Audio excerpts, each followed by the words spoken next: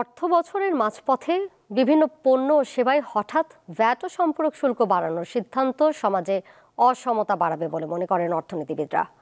ব্যবসায়ী গোষ্ঠীর সঙ্গে আলোচনা ছাড়াই এই উদ্যোগ বিনিয়োগকারী সহ সকল স্তরে নেতিবাচক প্রভাব ফেলবে বলে জানান এই খাতের বিশ্লেষকেরা।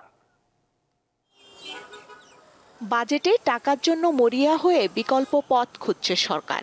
এজন্য শুল্ক কর বাড়িয়ে সহজে কর আদায়ের পথ বেছে নিয়েছে অর্থ মন্ত্রণালয়, যার মূল ভুক্তভোগী জনগণ। মোবাইল ফোনে কথা বলা, ইন্টারনেট ব্যবহার, তাজা ফল, পোশাক কিংবা রেস্টুরেন্টে গিয়ে খাওয়া, সবকিছুতেই দিতে হচ্ছে বাড়তি টাকা। সামনেই রমজান শুরু হচ্ছে, তাই কপালে দুশ্চিন্তার ভাঁজ বেড়েছে সব শ্রেণী পেশার মানুষের। ট্যাক্স আপনি অন্য ক্ষেত্রে বসান, যা পরিমাণ বাড়ান, কিন্তু ওষুধের ক্ষেত্রে ট্যাক্স বসানোটা যুক্তিযুক্ত নয়। সাধারণ মানুষের সঠিক চিকিৎসার জন্য হলেও ওষুধের উপর ভ্যাট আরোপ না করা হোক। বাট একজন রিক্সাওয়ালা, তার কাছে তো ওয়াইফাই সুবিধাটা নাই, তো সেই ব্যক্তি যদি দিন শেষে তার বাসায় একটা ফোন করতে যায়, সে অবভিয়াসলি হোয়াটসঅ্যাপে বা মেসেঞ্জারে কল দিতে পারবে না। যদি বিলাস দ্রব্য যেগুলো রয়েছে সেগুলোর উপর যদি ভ্যাট বৃদ্ধি করা হয়, তাহলে আমি মনে করি নিম্নবিত্ত বা মধ্যবিত্ত যারা আছে তাদের উপর প্রেশারটা কিছুটা কম পড়তে হবে। আর একটু মনে হয় যে সংস্করণ বা সংস্কারটা দরকার এই ভ্যাটের ক্ষেত্রে আমার মনে হয়। IMF এর চাপে ভ্যাটের বোঝা সমাজের মধ্যে অসমতা তৈরির সাথে বিনিয়োগকারীদের নিরুৎসাহিত করবে বলে মনে করেন এই অর্থনীতিবিদ। ভ্যাট এবং যে সম্পূরক শুল্ক সেটি বাড়ানো হলো, তো এটার কারণে এই বিনিয়োগ নিশ্চয়ই নিরুৎসাহিত হবে। আর আলাপ আলোচনা তো করা হয়নি, ব্যবসায়ী গোষ্ঠী তাদের সঙ্গে একটু যদি আলাপ আলোচনা করে নেওয়া যেত।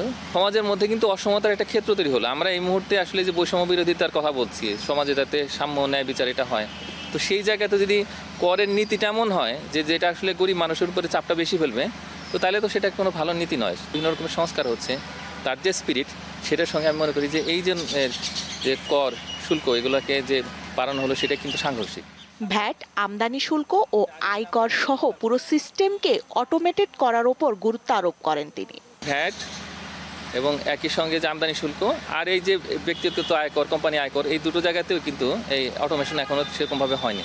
তো সুতরাং পুরো সিস্টেমটাকে অটোমেটেড করা হয়ে গেলে তখন কিন্তু রাজস্ব আদায় এমনিতেই বাড়তো। তো ওই দিকে বেশি মনোযোগ দেওয়া দরকার ছিল গত কয়েক মাসে। গত 1 জানুয়ারি বর্তমান সরকারের উপদেষ্টা পরিষদের বৈঠকে ভ্যাট ও সম্পূরক শুল্ক বৃদ্ধির NBR এর প্রস্তাব পাশ করা হয়। এরপর তা অধ্যাদেশ আকারে জারি করা হয়। স্বস্তিকা সিংহ, দীপ্ত সংবাদ, ঢাকা।